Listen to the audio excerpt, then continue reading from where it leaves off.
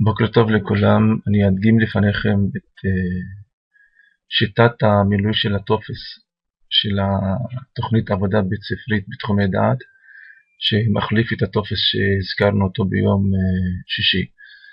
את הטופס אני שלחתי לאימייל שלי, אתם תקבלו קישור במייל שלכם, משהו דומה לזה, אתם רק לוחצים עליו, ואז הוא יפתח לי את הטופס, על מנת שתוכלו למלות את השדות. הטופס מורכב מכמה שדות. אם אנחנו מסתכלים כאן רואים שכתוב פה required מכוכבית אדומה, זה אומר טופס שאנחנו חייבים להזין בו נתונים. אני מכניס בשדה הראשון את שם בית הספר, שכבת גיל, אני פותח ובוחר למשל שכבת ד', שם מדריך תחום התוכן, למשל מקצוע מחשבים, אני ארשום למשל השם שלי. תחום התוכן, יש לי מחשבים, אין לי תחום תוכן מהרשימה הזו, אז אני מסמן other, ואני רושם פה מחשבים. המורה שמלמד זה אני. הנושא הלימודי, למשל חיפוש מידע ברשת האינטרנט. דגם הוראה, בשיטת חיפוש מידע אני פותח את הלחצן, אני בוחר, מסתכל איזה דגמי הוראה יש, ובוחר הכי מתאים לי להעביר את הנושא הזה. כרגע אני צריך במליאה עם מקרן, לא צריך משהו אחר.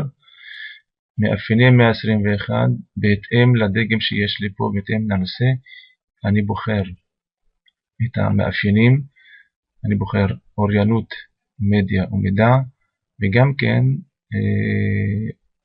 מיומנות בין אישית ועבודת שותפית.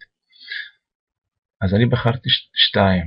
הערך המוסף של הטכנולוגיה זה חשיפה למגוון אתרים ומידע. ערך מוסף להוראה זה הצגה יעילה של מידע. זמנים, אני בוחר למשל עד ינואר. בקצרה, ממש בקצרה, לא להכניס הרבה טקסטים, אני כותב חיפוש מידע, או בעצם חשיפת התלמידים לשיטות שונות בחיפוש מידע. האם החומר יוזן למרחב הלמידה? לא. פעילויות התלמידים בעקבות השיעור, דרוש מהתלמידים מקריאה עצמאית והרחבת ידע? גם כן לא. דורש מהתלמידים להשתתף בדיון וירטואלי? גם כן לא. משימה מתוקשבת מהתלמידים, אני מבקש מהם משימה מדענית שהם יצטרכו לחפש מידע דרך האינטרנט, אז אני מסמן את הראשונה. הערות, התלמידים יצטרכו לבצע חיפוש על נושא ויגישו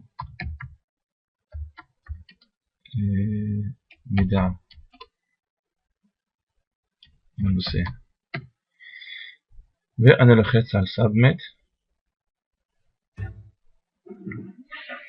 אז כאן יופיע לכם שזה מילאתי את הטופס, אבל אני אשתדל, אתם תוכלו ללחוץ מההתחלה. אם יש איזה בעיה במילוי, אני אעשה כאן קישור לסרטון הזה, על מנת שתראו איך באמת ממלאים את הטופס הזה.